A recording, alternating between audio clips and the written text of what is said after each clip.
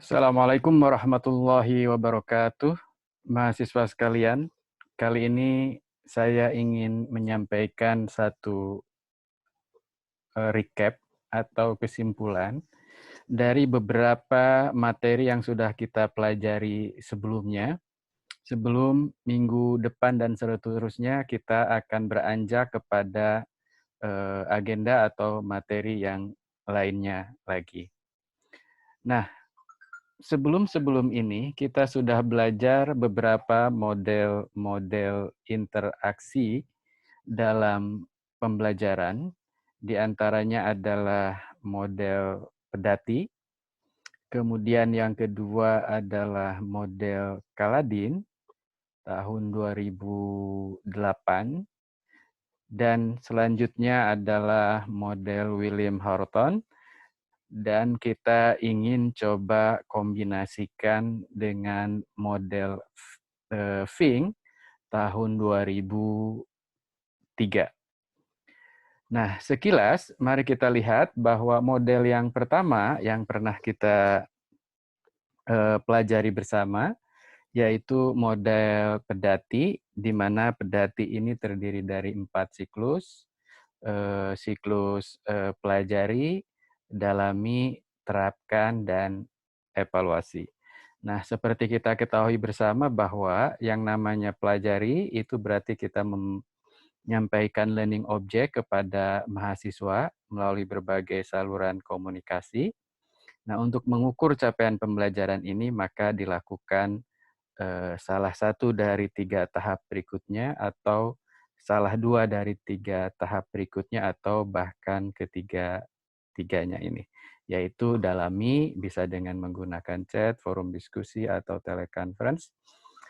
Untuk terapkan, kita bisa gunakan salah satunya adalah online assignment dan evaluasi. Nah, ini adalah model interaksi model alur belajar atau learning pathway terkait sebagai upaya kita untuk merangkai pembelajaran daring supaya lebih tidak hanya efektif tapi juga interaktif. Kemudian model yang kedua adalah model yang disampaikan oleh Kaladin tahun 2008, di mana salah satunya adalah ada learning activities model, seperti kita ketahui terdiri dari 5. Yang pertama adalah PM, Provision of Material.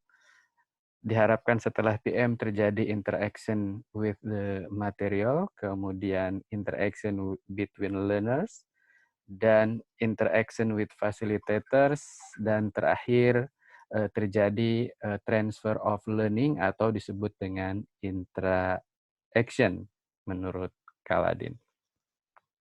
Nah, kemudian Kaladin juga sudah memperkenalkan learning technologies model, di mana dia bagi 2 learning technology itu. Kelompok pertama adalah representational technology. Dalam hal ini adalah teknologi yang hanya memungkinkan komunikasi satu arah, dan teknologi yang memungkinkan komunikasi 2 arah disebut dengan collaborative technology.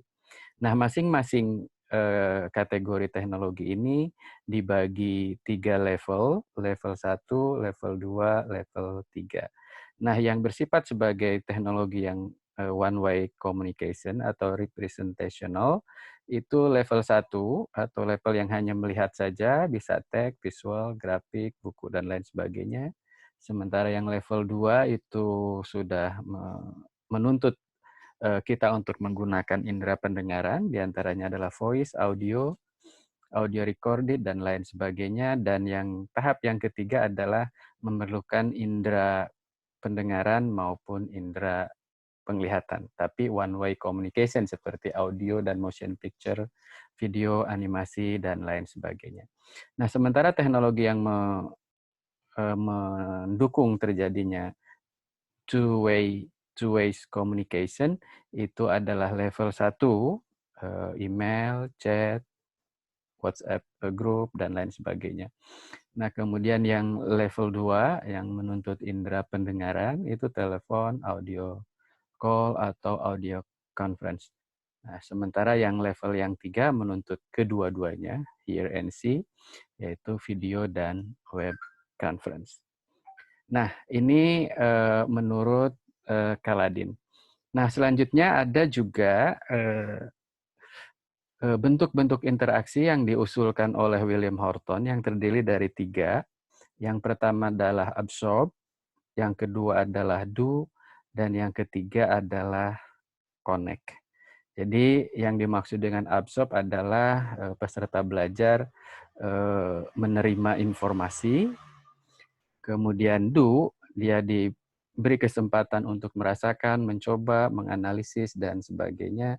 Dan terakhir, dia harus dapat melakukan transfer of learning, artinya menerapkan apa yang telah dipelajari dengan situasi yang baru atau pengalaman yang baru, dan lain sebagainya.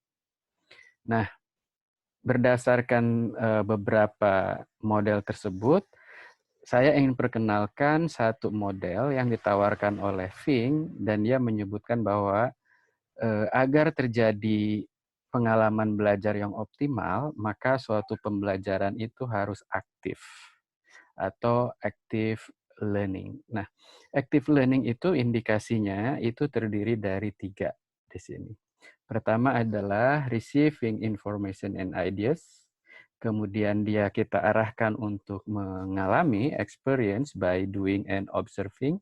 Dan kemudian kita arahkan agar terjadi reflective dialogue dengan atau melalui ketika mereka melakukan atau mengamati.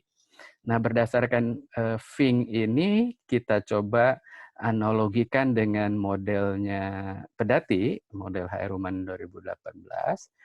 Kita ketahui Pedati terdiri dari 4. Yang pertama adalah pelajari, dalami, terapkan, dan evaluasi. Nah, berdasarkan ini, kalau kita kategorikan, analogikan dengan model Fink, maka receiving information and ideas itu dalam model Pedati itu pada tahap pelajari. Kemudian experience by doing and observing itu padanannya kalau dalam model Haeruman itu adalah dalami. Nah, sementara reflective dialogue melalui doing dan observing ini kita padankan dengan langkah pembelajaran yang termasuk dalam kategori terapkan dan evaluasi. Nah, mari kita bandingkan model Fink ini dengan model learning activities-nya Kaladin. Nah, berdasarkan learning activities Kaladin, maka receiving information and ideas menurut Fink ini sama dengan provision of materials dalam model Kaladin.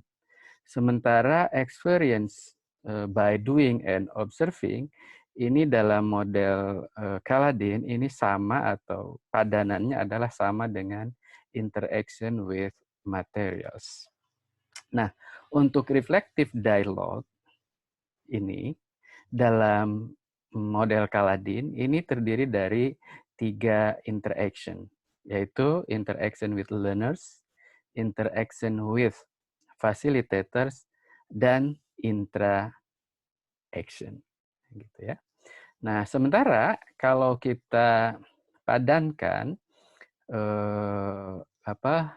learning activities menurut Horton, maka kalau active learning dalam kategori receiving information and ideas menurut Fink, maka menurut kita padankan untuk Horton itu sama dengan absorb type activities.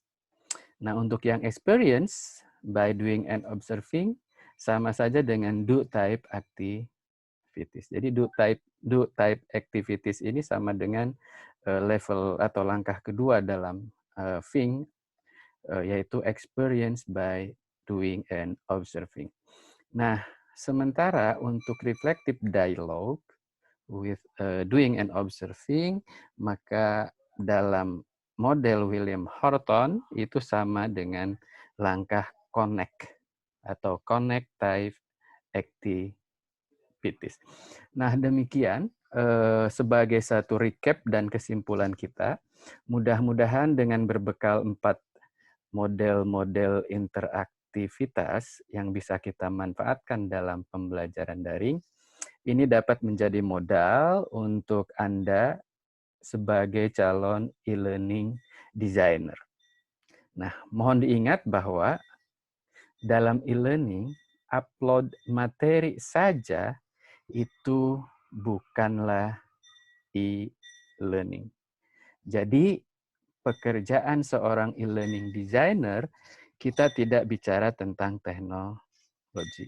Teknologi itu penting, tapi dalam bahasa kerennya, sebutlah dalam bahasa Inggris, yang kita pikirkan adalah it is not about technology, but it is about creating learning experience with technology. Nah, gitu.